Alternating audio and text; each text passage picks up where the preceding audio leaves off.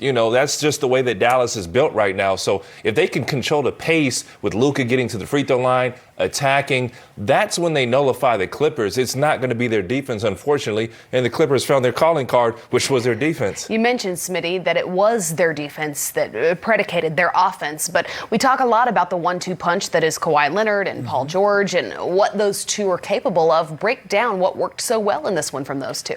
Well, I think we start off with Paul George, how he's played.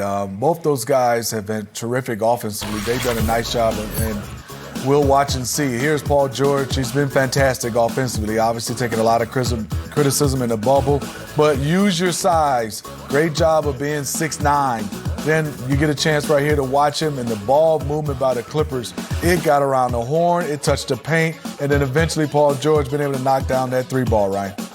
Biggest thing I see with the Clippers this time around is trust. Look at Kawhi Leonard. He's not playing against a set defense. He's getting out early. No one stops the basketball. That's a bucket, Mr. MVP. And then again, getting on the block. Here's a mismatch. See, Dallas doesn't load up. You got three guys ball watching on the weak side. Okay, Porzingis is pointing. Should have been there. Pow, on your head, Kawhi Leonard.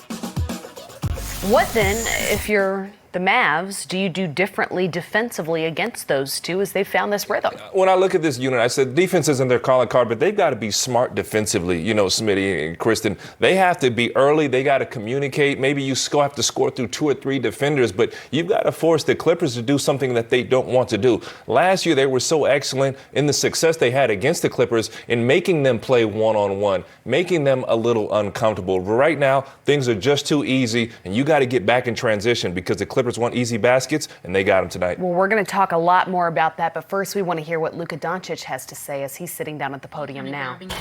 Pain at certain points, but how much did you really have to be fighting through, and how did that feel? I don't think that matters right now. We lost by 20, and you know, injuries are part of the basketball, but I was 100%. But I played terrible, so we just got to move on to the next one. Tim?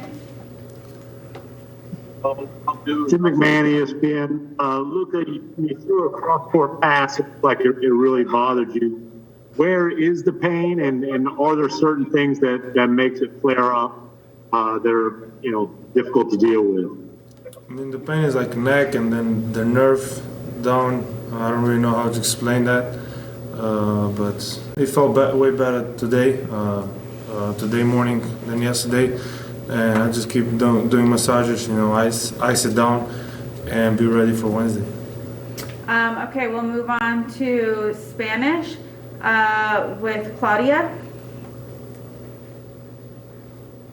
Luka, buenas noches.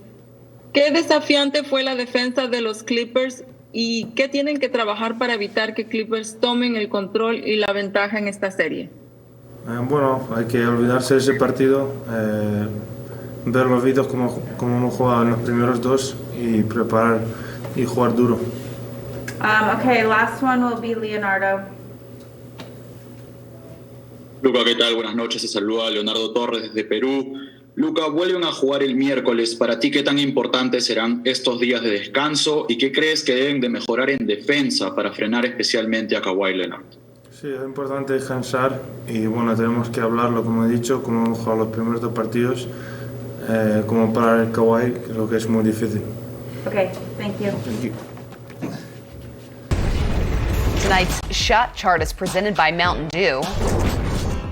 As we take a look at the Mavs, who were just 5 of 30 from three-point land. Smitty, that's good for less than 17%. Kristen, that's not going to get it done for the Dallas Mavericks. Also for me is a little concerning, and I've been talking about it all year.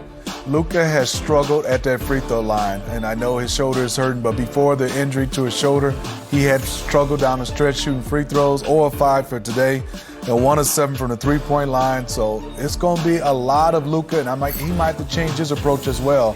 As you see, putting a lot of pressure on him. A lot of long threes. If it's going, it's great. But if not, find another way for him. And I think for the Dallas Mavericks, your shot not going and you're not a great defensive team, you're definitely going to struggle. You're going to have to find a way to play where you can have the ball go through the net and also so that you at least set your defense. And they weren't able to do that tonight. How great, Ryan, is the mental hurdle of losing both games now back-to-back in Dallas?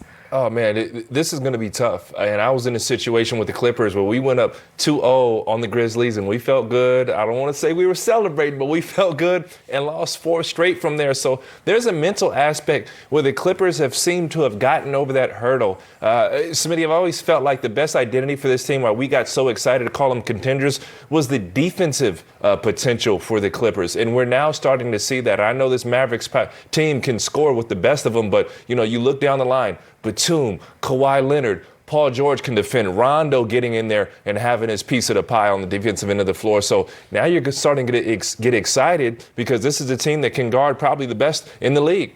And also, Ryan, look at it. You talked about defense, and give T. Lue a lot of credit. Adjustment-wise, no starting lineup for Patrick Beverley. Hasn't played a lot of minutes in the last 2. He's going with Reggie Jackson in a bigger lineup.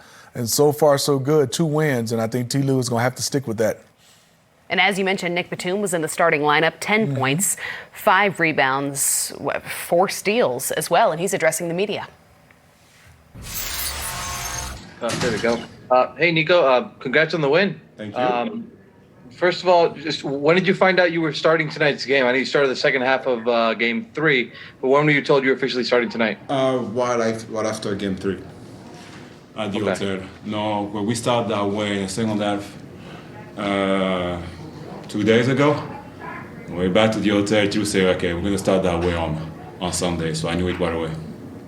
And just with Kristaps getting off to a kind of a good start for himself, how did you guys sort of deal with him and finally get off to a good first quarter start?